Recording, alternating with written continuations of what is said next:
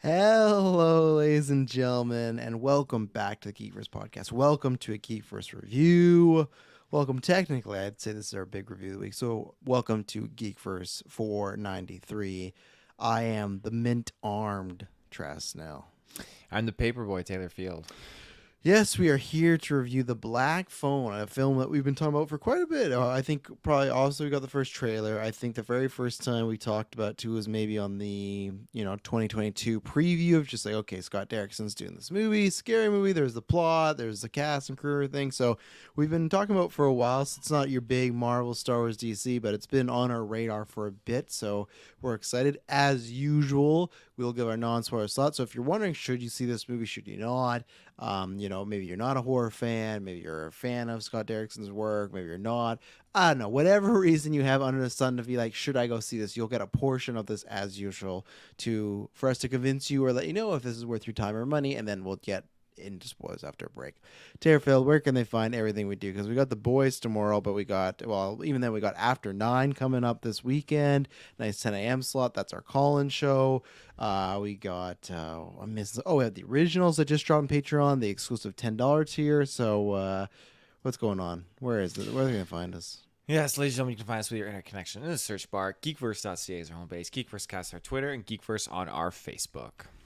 Yeah, lots of stuff. We have cast daily. I think there's been 2 times this week where there's multiple casts like during a day. So just tons of stuff. A big thank you to everyone that's been supporting us. A big thank you to the patrons. You guys keep us going. You guys really support this, and we really appreciate you guys. Want to shout out 2 people that have joined recently, Martin Sanchez, and then another one who I haven't had a chance to do this yet, Joshua, so I apologize, but on the Patreon producers tier, the very top tier, Aaron Braden, April of Darkness, Carl Ritchie, and Smalley Biggs, and now add Joshua Wright to that tier of the Patreon producers. And Joshua, if you're listening to this, I've already messaged him. We've talked. He sent a very nice message, and we appreciate.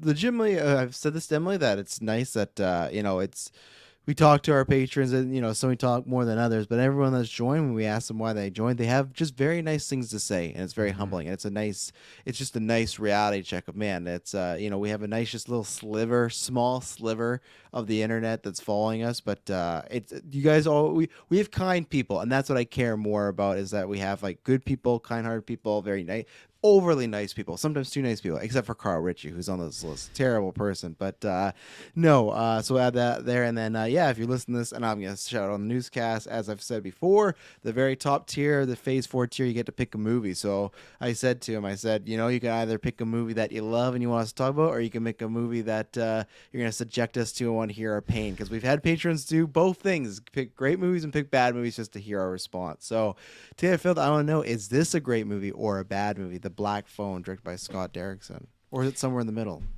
I would say it's a pretty good movie, to be honest. Good movie, bad experience, but it's I think we'll because it's already layer review. I think we'll save both our experiences. We should talk about After 9. So we should talk about what happened in the theater, idea. And we'll also talk about our seating debacle, because I was convinced something was happening. It was not. So tune in to After 9 this week, and we'll talk about. We had a few experiences around the Black Phone, but the film, pretty good film. You're saying? Yeah, it was a good film, and like it had again, not spoilers. The start was really just a great build up to just kind of like cement the idea of what's coming up. Like, it was just kind of like getting us into some routines and just kind of like teaching us as the viewer what to probably expect and what's going to happen here. And then sure enough, when we get into this film, it leads us on this story that you feel like emotional and you are like freaked out at, like you're really hoping like things can kind of get unraveled, and you want to see the characters kind of how they're going to develop, and it doesn't disappoint on the trajectory that they take you on. And Ethan Hawke is absolutely just fantastic in this movie, like really, really fantastic. And yeah, it ended in a way that like I'm glad that I could leave the theater and not feel like extremely just down and like shit on myself. Like I left the theater and felt like, okay, you know what? This was a good watch. It was a good movie. Again, I had my wife with me, Madison, and she didn't know what she was in for because she didn't see any trailers. So when she watched it again, she felt good about it. So I know if she feels good, I know, okay, this is, it's not like a feel good movie, but it's relatively okay. I wouldn't say bring the kids to It's it. relatively okay. Yeah. I like that. What a review you'd get in a poster. Relatively okay. So, would you recommend this for people? If you want to like if you want to go out and pick a movie, like if I had to choose between this and Elvis, and I haven't seen Elvis yet, but like I'm naturally more inclined to go towards this. As like not just for podcast reasons, but if I didn't have Geekverse, I would naturally go to see this in the theater.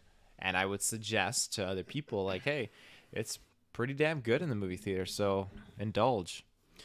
Yeah, so for myself, like I said, I was interested in this one. I think I'm the same in Taylor that I will see Elvis here. I'm a big Baz Luhrmann fan. I don't think there'll be a Geekverse review. You might hear someone mention it, but I don't think I don't think that's coming up. But my auntie was like, "Don't you guys review like just every movie that comes out?" I'm like, "No, you like we I've have a heard that specific before. audience." Yeah, I've heard like, no, we don't see everything. But so I saw this. I was looking very forward to this, and as I've said many times, where what interested me was, okay, Scott Derrickson's getting back to horror. He's reteaming with Ethan Hawke. Ethan Hawke looked great in here.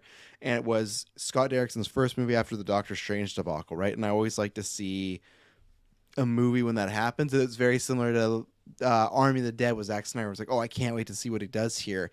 And much like that movie, I like this movie, but I feel a little underwhelmed. I think it's a solid movie. I think it's a good movie. There's nothing actually super wrong with it. I think it just never gets into that fifth gear. You know, I was kind of waiting for it to happen, and I will say that not even just because the trailers. I feel the story is kind of, it's a little predictable, and then the stuff that's not predictable, I feel like they don't jump in quite a bit enough. And I think there's two routes you can look at this, right? They leave a lot of things ambiguous, which that could be the route they go, but then there's stuff that's maybe just not explained. You can't explain everything, but these characters say a lot of things that are like, oh, I'm really interested in that. And there's a lot of ideas here that I like the concept of, but like I said, it just never got into that point where, oh, I was really, really enjoying it. I think I agree with you that, at least for me, the opening, I'd say the first act was probably the strongest because there's build up, lots of tension, lots of creepy stuff going on. Ethan Hawke is just like certain things he's saying dialogue wise, you're like, what's gonna happen now? You know, but once, and people have seen the trailer, once the black phone gets introduced,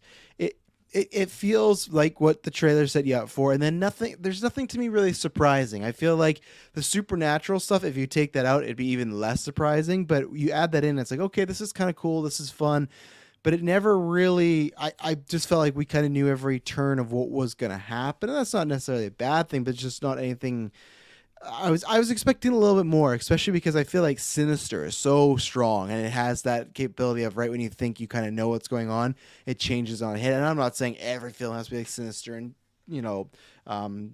big twists or stuff like that and everything.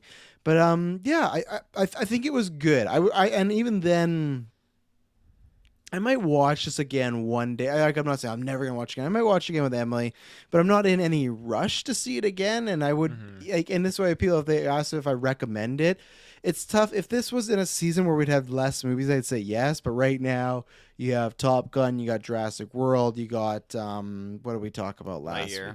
Lightyear. You have what the fuck is it? Thor coming up right now. You got Elvis, which I imagine I'm probably gonna like more than this now that I've seen it. So it's tough when there's so many movies that when people ask me, should I go see this? I'm not gonna tell them to run out to the theater. This feels kind of like a perfect at home type of watch. I don't think there's anything you have to. And even Ethan Hawke, I love him in this, but I still want like a little bit more. And that's maybe with this whole movie, I just want a little bit more. And what this episode would have felt like maybe being a bit better is almost like Black Mirror or Goosebumps, a part of some show where even an hour 42 feels like it was maybe a bit too long for me. I feel like there's some stuff you could cut down a little, and it feels like it'd be a great anthology episode. But as a movie, I thought it was just good. It was solid. Yeah, no, I don't have much to say. I guess, like I said, I'm underwhelmed. I probably sound more negative than I am. I enjoyed my time with it, but I just went, okay, that was a well-made movie. I don't know if I'm going to see it again anytime soon, you know? And, Ethan Hawke's the grabber, and that's a good thing. And, the thing is, like, speaking of the grabber, like he's very scary villain and whatnot. And you know what's going to be really scary is if you're not shaving your balls come this summer. Because the other thing is, like, speaking of the grabber, I want to be grabbing my Manscaped, so when I go to grab my junk, it's feeling smooth. You or the other people. You got a man, a woman, a they, whoever they may be, grabbing your junk, grabbing your man parts, your lady parts. You don't want it to be scary. You want it to be a good grab, and that's why you want to go to manscaped.com and use the GVPOD code, or just GVPOD. That is the code to get 20% off and free worldwide shipping. They have a plethora of different contents you can get. This guy in the basement, he had a lot going on. You don't want a lot going on in your basement, but he also had a lot of tools happening down there, and that's what Manscaped literally is, just creating great products for different things. At first, they were just the trimmer for your balls in your area. I got the shirt right now. That's another thing. Soft shirt. They got the boxers. They got the lip balm. They got the weed whacker. They got the 4.0. And that's why you should definitely be checking out their new thing. It just debuted. June 1st is the premium package that has pretty much everything it has everything we have promoted. So it's good stuff because we've all swore by it, myself, Taylor, and Kirklin, and it's all good things. So yeah, Taylor, what's good? You want to be trimmed out when someone's grabbing you. Oh yeah, I mean, you're all smooth and everything like that. It makes it harder for someone to to grab you and throw you into True. the You van or just something like that. that's Manscaped should definitely use as a preview. Get Yeah. abducted less. Well, they got all those ointments and everything. The crop reviver, everything. Like you lube yourself up in that body lotion, and yeah, no one's grabbing you. So, but when they do grab you, you want to make sure you're trimmed and you're all just completely clean shaved. And Madison's giving me the look right now as I talk about this. Cleaning my. She crotch. knows. Yeah, She knows. She's the grabber yeah. in Taylor's life. Yeah, there you There's go. no Manscaped, would be no grabber. So there you go. Wife approved, lady approved. And yeah, go do that. Like we said, right now, it's getting hot in summer. Whether you're rocking, the Speedo James Bond style, whether you're outside, you want to be trimmed out. You don't want swamp at. It's going to start getting warm, people, especially some people around here in Canada. It's going to start getting warm. It's going to start getting hot. You want to do that a little bit, relieve that a little bit, but also look good while doing it. You got multiple guards, so if your style is not being right down to the skin, you got multiple different options there. The weed whacker is great for pesky ear hairs and neck hairs and all that sort of thing. So there's just a great amount of things you can do. So go check it out, manscapedrightnow.com, 20% off, free shipping. All right, we're going to do our next ad break, and then we're going to get into spoilers, so we'll be right back. And we're back. So you know what? I wanted to mention, because I was going to mention this in non-spoilers, and I didn't. And I should have, because I could have phrased it in a non-spoiler way. But I think one thing that kind of really bugged me, I'm excited to get your opinion on it. So this kid, we'll get into probably more of the order after. But anyways, he gets kidnapped, Finney. And same thing, non-spoilers. I'm off my game tonight. I should have said, Ethan Hawke was great. The two kid actresses were phenomenal. Both of them. Like, they're really good. I hadn't seen them, I don't think, in anything else. He's good as the victim. There's one scene which we'll get into with the daughter where they set up the storyline with the father, and he's an abusive father. And, man, what a heartbreaking scene. It's one of these things that, like, this movie definitely as a parent, it's like, man, one thing, kids getting abducted movies are harder to watch nowadays, having 3 kids. But then 2, it's just like, I still never can believe we lived in a world at one point where parents thought it was right to beat their kids. I never understood how this happened for so long. But there's a scene where she, the setup is, we'll talk more about it, is that she's having dreams. She's pretty much having visions. That's the more supernatural side.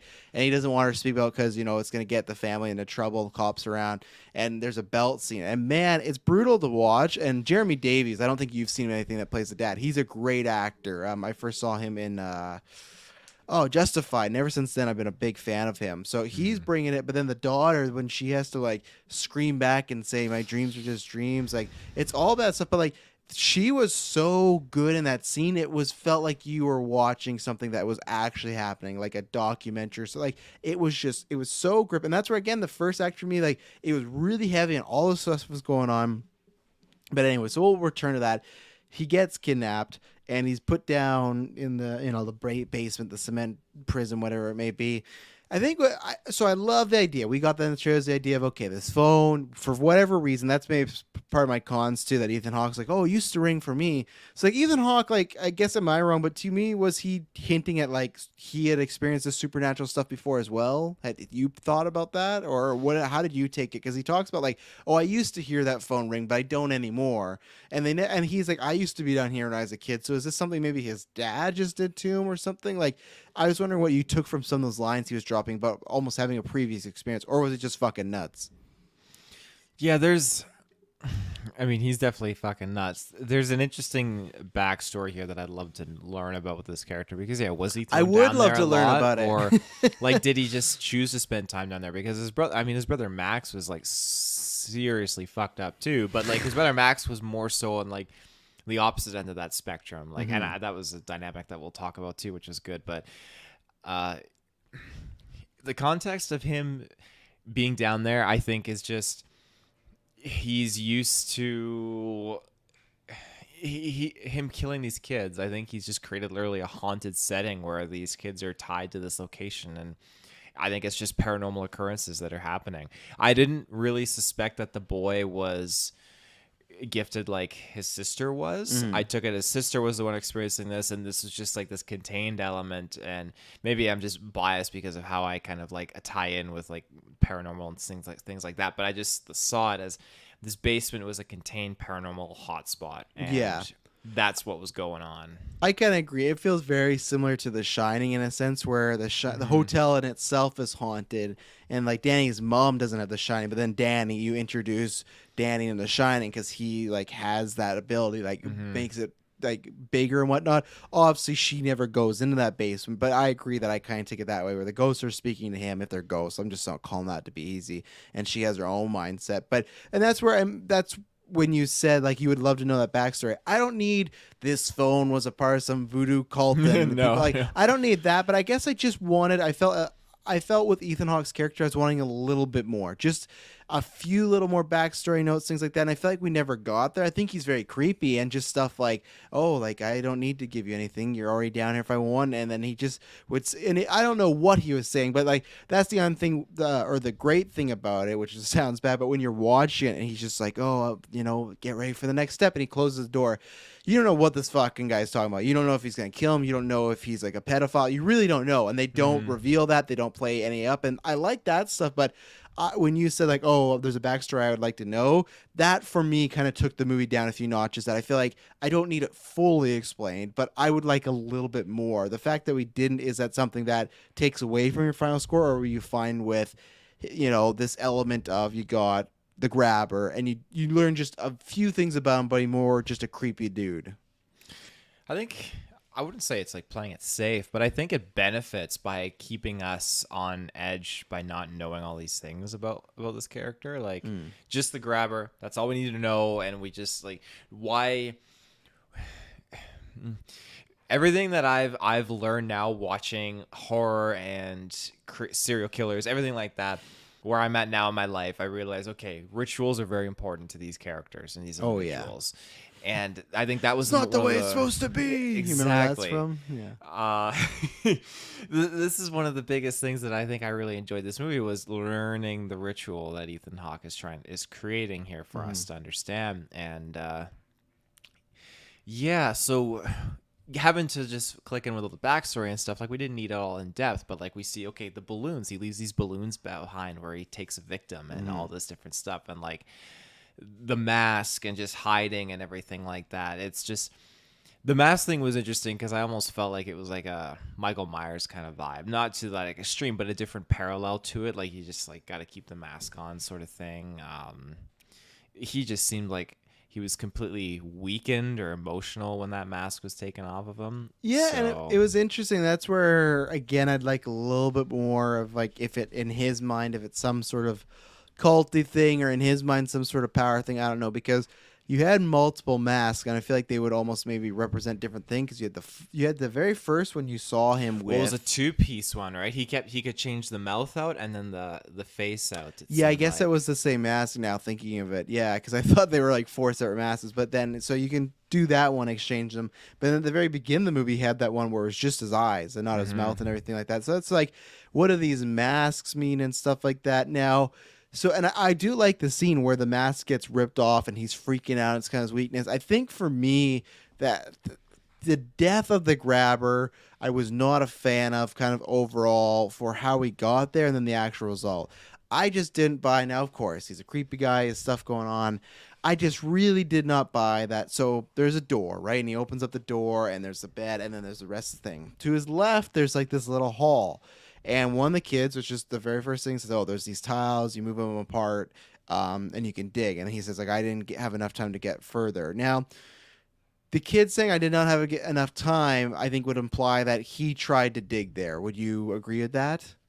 So he tried to dig there, and maybe Ethan Hawke caught him. So we have this setup of Ethan Hawke has probably dealt with a kid that tried this already. So that's one. And two, I just could not buy that this kid like digs this huge hole and all he does is just put a carpet over it and Ethan Hawke does not notice at all. And it's right by the door. Like when you walk in, you look to the left, it's right there. Are you saying as a agree or I'm saying dispute? like there's a few things that Ethan Hawke didn't notice. Like additionally the grate that was over the window, I think that's a huge thing. Just not notice that it was pulled out. And that's to me where my problem was I don't think they made it enough like he was a simpleton and didn't get it. I just felt like those were just kind of necessities in the movie that they're just like, oh, we'll just like let this is going to happen and we're not going to really talk about it. Because I just, as far as what I know, again, I'm not saying the grabber seemed to be like some scientist, smartest guy in the room, but as far as what we'd see him before, he has this routine, everything like that. I just did not buy that he would not, especially because why would he not just be like, why'd this kid put a fucking carpet down? And it's not like a little carpet. It's a massive, long, like 7 foot, like 8 foot, 7 foot carpet wrapped around. But like, it's this big carpet. I agree with the grate. It just felt like that didn't actually happen in the movie. And we just forgot about it. Like they edited out something that would come later. So there's a few things like that. And again, I guess I don't necessarily mind his death, but I did not like that. Okay, he did not know the grate was there or the hole was there. And then when he falls in, he like breaks his leg. And I like the mask part, but I thought everything was like there was just like 30 seconds of the kid would punch him and Hawk would try to grab him. The kid would punch him and it was just like the same scene like over and over, and there wasn't much to it, and the dog didn't really feel like it was much of a like in the theaters it was an oh shit moment when he brought down the dog. I was like, oh fuck, what's gonna happen? But the dog was pretty like he just there, easily dispatched with his steak and stuff, and then he kills him, I'll presume, with the phone. So I think for me that's where it kind of hurts, where the ending was a little anticlimactic and there was stuff that I thought was going to pay off. Like I thought he was going to kind of say like, no, I know what you've been doing over there. Because there's a few times in the movies where it felt like, Finn was trying, it was Finn, right? Yeah, Finney was his name, but they said go by Finn. He was trying to do something, but then Ethan Hawke would catch it. But then these super really obvious things that Finn was doing, Ethan Hawke would not catch. And he just, I don't know. I feel very mixed about that. Maybe I'd feel different on a rewatch, but I really don't think, like you mentioned the grate and the hole, I would feel much different because those were glaring omissions to me. I would attribute it to, again, the ritual. Things are not going how he was hoping. He's distracted. His brother's upstairs. Things are just really not working out well. And so every minute that he gets when he can kind of like just focus, he's got tunnel vision, and that tunnel vision is spent by him just observing, the boy, and then he's busy dealing with shit. So I think that is kind of compromising it, and it's a very loose argument at the end of the day because he's been digging that hole for days. It's not like, hey, I got one day and I'm going to dig this hole and throw the carpet. There's been at least a couple nights where he's been digging this hole. So Ethan Hawke has had time to, like, even that play. I took it like a day. I thought it was like pretty quick. I feel like it's at least 2 because that kid sleeps a couple times. That's why I guess that's all you would do there is sleep. But I feel like at least a couple times. And I wonder what, to me, the phone felt like.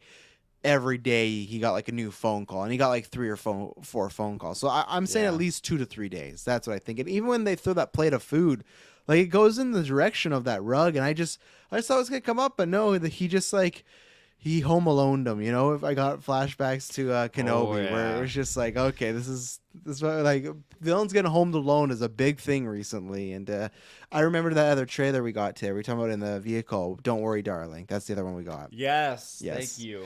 can't wait for September in that movie. But yeah, it's I liked everything there, and I think you kind of got the idea of, okay, these people are gonna phone, teach him something, and that was kind of the plot, you know. Like he just keeps getting taught stuff. He escapes once. Ethan Hawke, I love. He just pulls the knife. I'm gonna fucking kill you if you say anything. Like that was great. Like he almost got out, but again, I felt like by the middle of the film, I had a firm grasp of where we were gonna go. You know, the brother thing, which it was strange that they introduced his brother, who he plays. I'm not sure if you remember. He's the deputy in Sinister. So he teams with Ethan Hawke, so it's kind of fun. They're brothers. So next time you watch Sinister, look out for that. So I like that Scott Derrickson and him are back together. They did this shot where the brothers like doing the cops come in there, he's doing cocaine, and then they do this like pan down through the basement. And at first I was like, are they trying to just do a cool shot? And it seems like they're insinuating that he's in the actual house, but it's like, no, he's in the actual house he's in, which was kind of strange. And again, that was a relationship like. I liked the idea enough, but it was just strange to throw in this. His brother is doing coke. He's not working. He's trying to figure out this mystery. He figures it out. He gets killed right away. I don't know. I don't know how to feel about the whole thing. It wasn't bad, but it just, I wish even the amount of time we got with the Max character was fine, but I wish there was just another way, and whether it's more with Ethan Hawke or more than the other stuff. But I've been rambling for a bit, so what do you think about some of the stuff? You got the location, you got the brother, you got some of the reveals of the two houses, stuff like that. Like it's a classic cliche to be like have two scenes, one where there's an escalated conflict and then the rescuers coming in, and you think the rescuers are in the house and they're not. And I thought, well, they're alluding to that. But at the same time, the whole thing with the brother made me kind of disregard that cliche, because when he was looking at the map and seeing the houses, I thought, oh, like, holy shit, okay, this is actually it. Like, the cops are actually really, really here. They set it up so well. But no, it was, and it in the larger scale of things, it makes sense. The body's here, the ghosts, they appeared for the sister, and this was their part of their resolution, like abdication, like just their peace, I guess. So I like that. It made sense. And yeah, the brother whole dynamic at first, like I didn't understand it when they were knocking on the door and they were just setting that up, and I thought it was odd how they introduced it. But then I thought, okay, no, he's like super fixated on the case, and like I know people that, I mean, they're not doing coke off the table, but you know, you're in between jobs. Yeah, I know you're in between jobs and you get fixated on something, and this is just that. It's a good representation of him. I like seeing him just like deep diving into this case, and then it kind of I like that it wasn't just blatantly on your face. It was just these subtleties, like, better clean The this shit up dog before gave your it brother away for comes me. home. The Yeah. dog was definitely like the confirmation. I thought like, oh, this is interesting. And yeah, you retrospect, like, yeah, there's an unexpected guest. You're like, I like that. I thought, oh, this is really cool, because yeah, you're staying at your brother's trying to crack this case, and like, holy shit, the brother's the killer. Like, that's absolutely bonkers. And him just doing a line of coke and then going downstairs, like the worst fucking time. This guy is fucking high off of his mind. Oh, I know. And he's like not Don't even. worry, he's not home. He's at work. Yeah, like first thought is not even to like save this kid. You want to know how I figured it out? This kid's like, no, for fuck's sakes. He has the phone and he's all ready to go and stuff like that. So yeah, I liked it enough. It was fun to get there, but again, I don't know.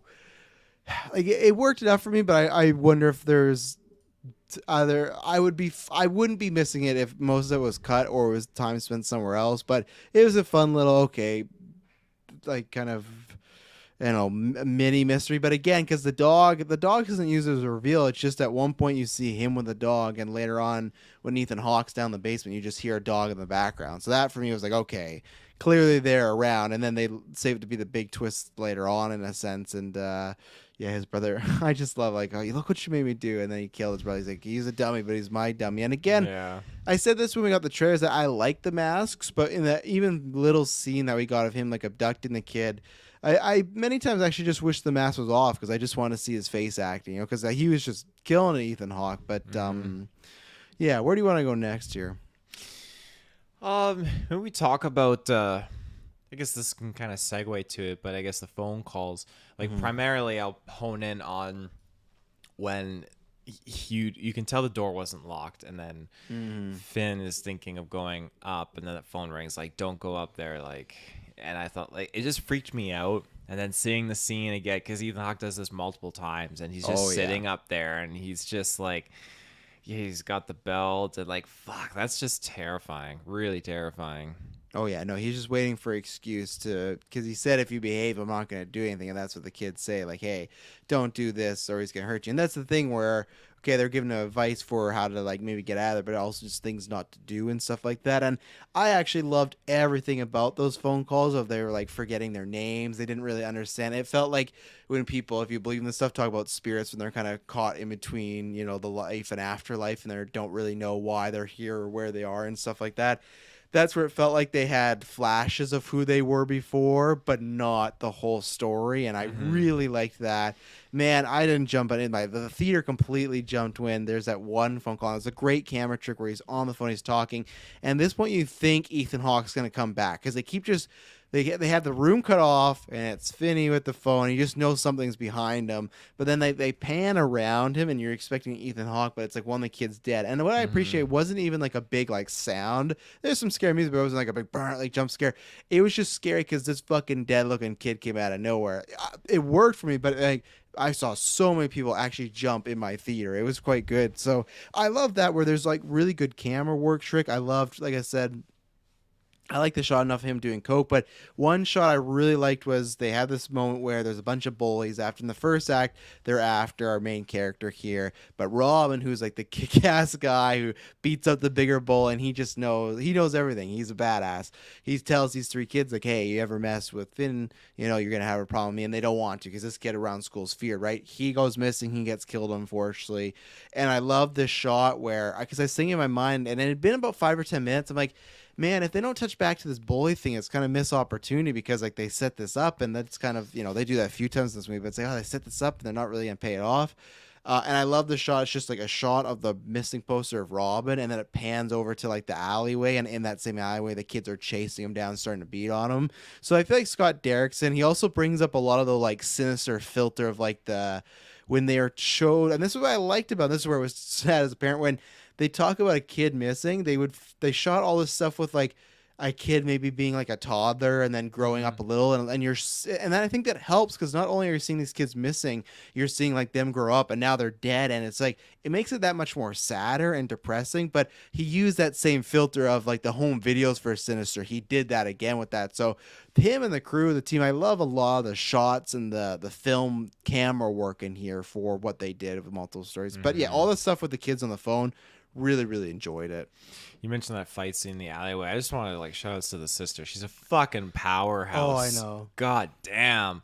Rock to the head, got a gusher. Yeah. There was something. And I like wanted that she seemed to just be a nice little girl, and then she slowly is just like potty mouth and just like she says, "Fuck you, Jesus, fuck you, you ugly cocksucker, fart face," or whatever she's like. All these like swear. She sounded like Deb from Dexter, but yeah, man, when she got in there, she was kicking ass and everything. And I really liked the dynamic between the brother and sister. That not at any point there was like some minor like, "Hey, don't say that," stuff like that. But I like that. He gets kidnapped after the first act, so there's not much time. But I like that they just had a loving relationship. There was no tension. It wasn't like they got in a fight and the last thing they said to each other was bad. Obviously, too, like I like that after, I don't like the scene in the sense of what's happening, but how it's performed and acted when the dad abuses the girl, that he's comforting her. So I really like that their mom has passed away, and they insinuated, I can't remember, did they insinuate or flat out say that she took her own life? I think they said she took her own life. She took her own life. Yeah.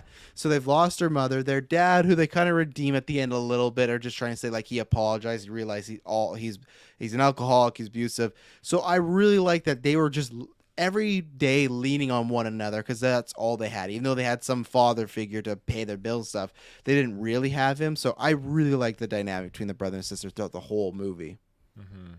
Yeah, I did too. I liked again, they touched upon it too when his love interest, I guess, is like, oh, I wish I had that kind of like relationship with my brother and stuff like that. But no, it was awesome, and I liked that she was this psychic and she had this ability, and I like that it was kind of playing off of what the mother could do too, and just it again added more dynamic to the dad and why the dad was just super unstable, and just the whole scene again of him beating her, which is just so rough. Oh my god.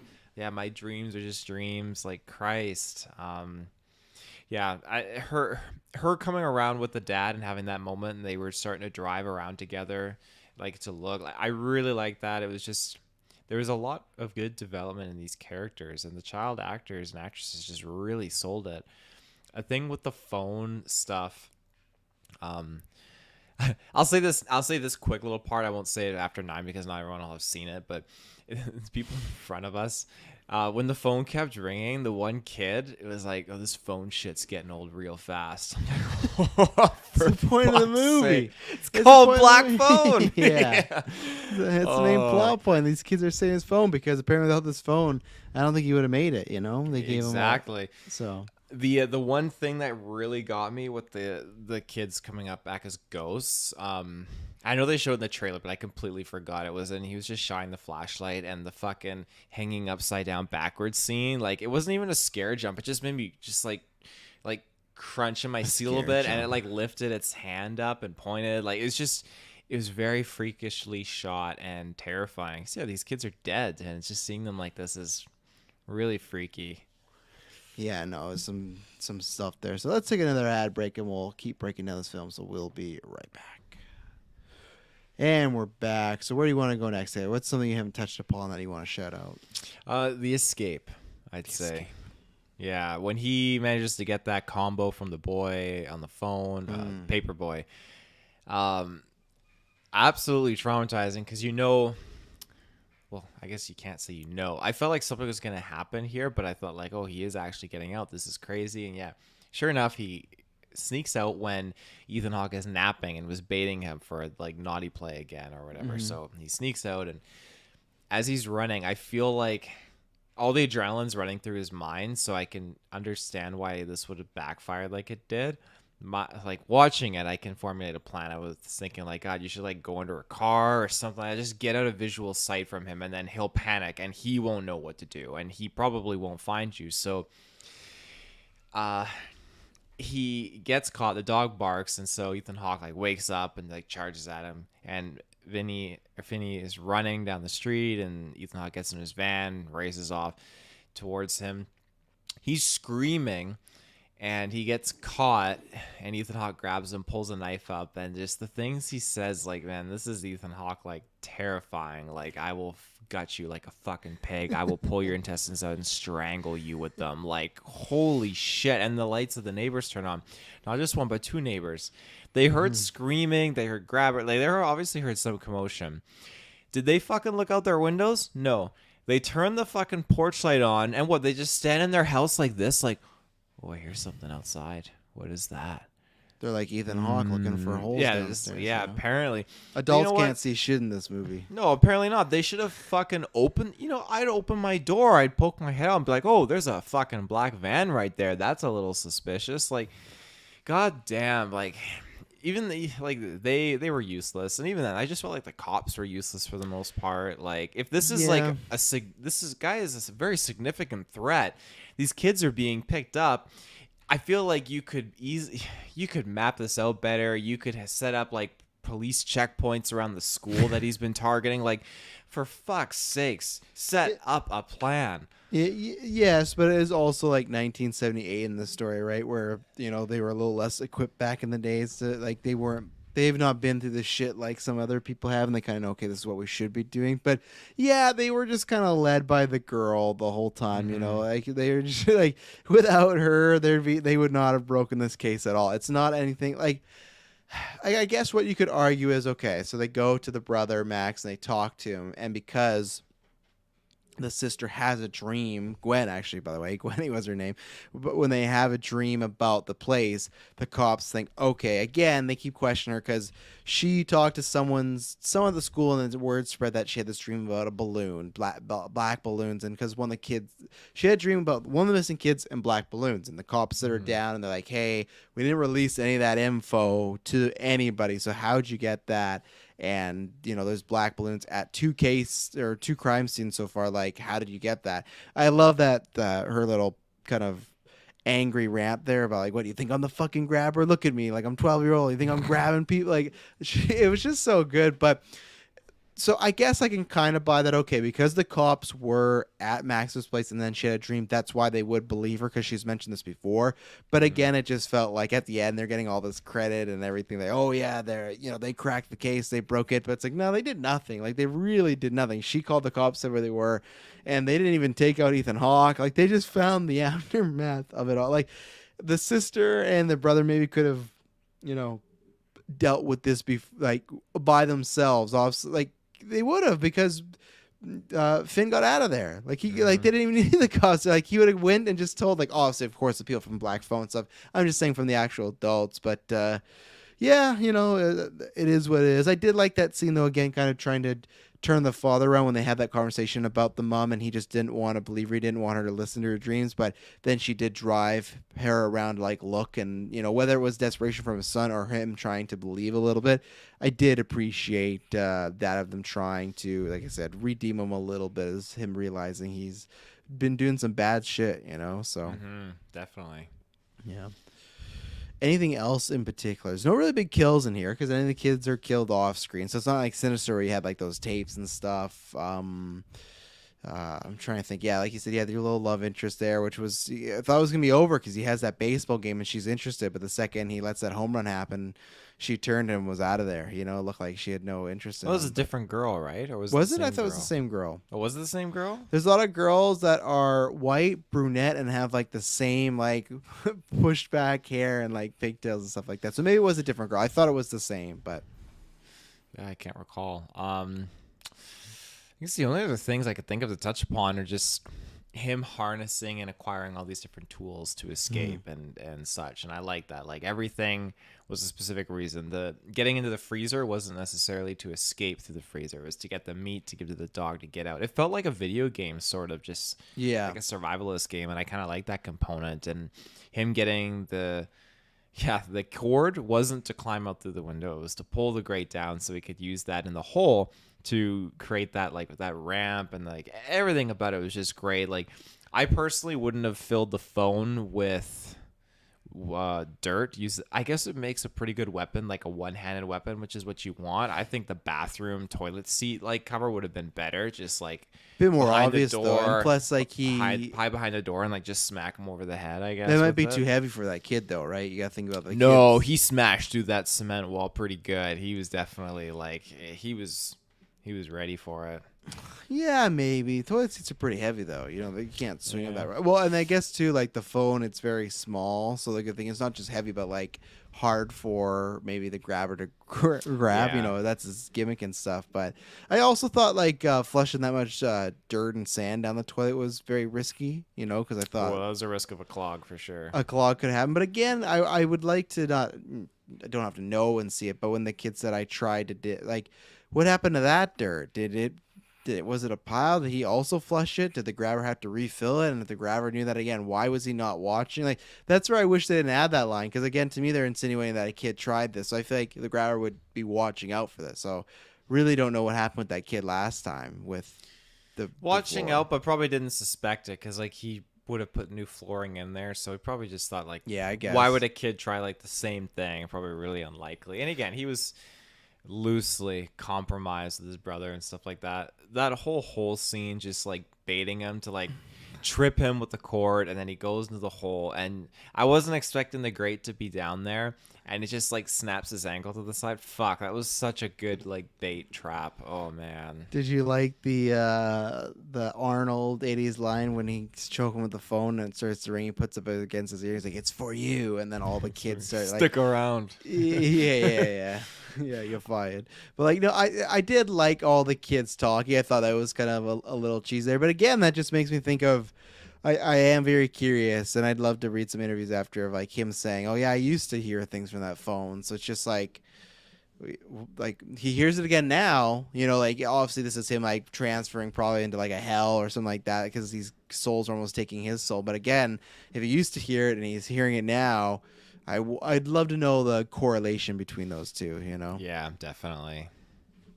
I think I've shouted out everything I have because that's what it's funny because we're not even at the hour mark, but I feel like that's where the movie, like I said, is still good, but I guess I was still expecting a little. I was expecting just like maybe one more thing to really kind of take us to a different route. It's the same thing with Sinister. Like one of my favorite things, spoilers for Sinister, but is that thing when they start to reveal like, oh, it doesn't matter if you move, like it's gonna fall you. And there's like that last third act where it's like, oh shit, like everything. And I'm not saying I needed exactly that, but I thought something more would kind of happen where it's not one of these where, oh, you've seen the trailer, you've seen the movie, but I think the movie falls pretty close to like what the trailer showed of kid gets kidnapped by a creepy dude who can act really well. These kids give him a lesson, and he's going to use these lessons to take down the guy. And that's pretty much it. You know, there's a few little wrinkles here and there, like the sister with the dreams and stuff, but it's pretty straightforward once you know the movie, you know? Mm-hmm.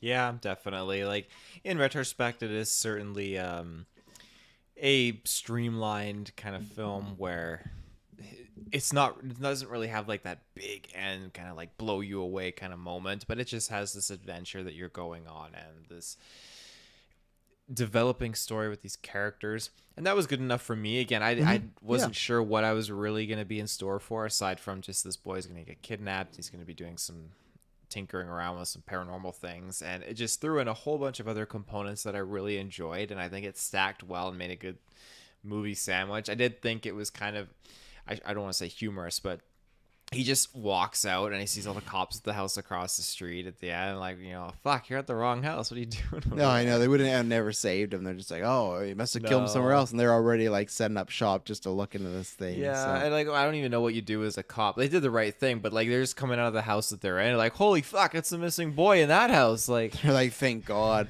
We had no fucking clue where to look next. We're so lost. Yeah. Have another dream, woman. Come on. Like, we need your info and stuff like that. Well, what I would ask you, because you liked it a bit more than me. Like I said, I think if Emily wants to see this when it comes to VOD, I'd watch it again. After that, I don't know when. Like I think it'd be a pretty well, you know, again, you saw it with Madison. So do you think, like, when do you think, would you watch this movie again? If so, like, what do you think the time frame is on it for you? Honestly, I'm not in a rush to revisit it. If I were to rewatch it, it would only be based on my interest of spotting things that I know I missed this first time, because I feel like there's a lot of subtleties in the background that I overlooked. So that being said, I'm in no rush. But I definitely is it would one like you put to on watch Halloween, like it's on Netflix, and you're like, I could oh, see put myself. that on, you know? Yeah, because I definitely associate Ethan Hawke with being up there with one of these like crazy killers. He's definitely not like a killer icon like a Jason Voorhees or Freddy Krueger, but he's definitely up there as like one of these icon or like new iconic kind of like villains. But I won't go that far. I think he's not like a legend, but no, like, I know.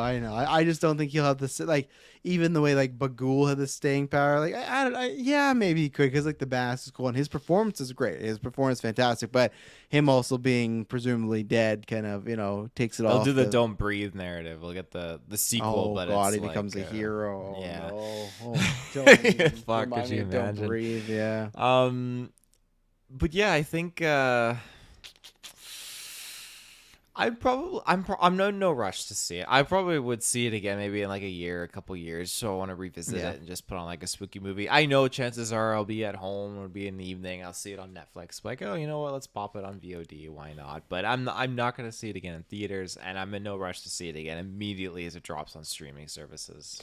Yeah, that's one of those that it's kind of unfortunate where I'm not sure what it'll be like. I'm sure maybe in the villain spot he would get in there, maybe even the kids, but there's been so many performances. It's one that I thought was going to maybe play more when we get to Golden Geeks next year, and it's kind of like I don't think I would fight for much of it. And like even Ethan Hawke, he's great, but if there's a few other villains that would be better than him, I could easily like place him, and not because the performance is bad, just because like more lack of screen time, because like I still want a little bit more. So I just kind of thought it'd be a sleeper hit there and everything like that. But yeah, no, my final thoughts, I've kind of given them overall that it was a good solid movie. Like I said, I think I sound more down on it, but it's just maybe because I thought it was, like I was referring to Golden Geeks when we heard about the plot and we saw the trailer, I thought it was going to be one of those like, man, and I love Sinister. Sinister is one of my favorite like newer horror movies as far as like probably last decade. So I thought, oh man, we're in for like a nice sleeper hit here where it's just like, okay, it was a good, solid, scary story. That's what it was, and it checked boxes. I would never say it's bad or anything like that. So that's where I'm gonna go a 7 out of 10. That's where I am. That's like a C+.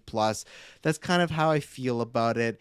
Like I said, I will like Taylor, where I will watch again, but I'm no rush. I think my time span is probably a lot later, other than okay, maybe if anyone wants to see it. But even then, it's just I think there's other things we would rather probably watch before this again, for even to get her caught up on something. So solid, fun horror flick. It entertained me for about under 2 hours, but kind of, as I said at the beginning, a little underwhelming for me. So I'm not going to be returning to it too much. So where are you on this on a final score? I'd probably go a 7.5, just a little bit higher than you. It's not a perfect movie. I would have loved it if it had that kind of like twist at the end or something like that to really like send us for a loop. But no, I think it was good. I definitely think you should do one watching of it in the theater and just kind of go on this adventure and enjoy it for what it is. It's definitely a spooky movie, and a big plus for me is I could leave the theater and not feel like shit, like God, it was so depressing or anything like that. But it had like a good resolution to it, and it had a good follow up with these characters getting vindication, and yeah, just when it should hit the fan, like it hit the fan. It had a lot of moments where I was really on edge, and I like that. So yeah, it's definitely a 7.5. There you go. Well, we reviewed the Black Phone. I'll have to get Kirklin's thoughts when he sees that eventually and jumps on here. And yeah, thank you very much for tuning in. When you hear from us next, it'll not be boring.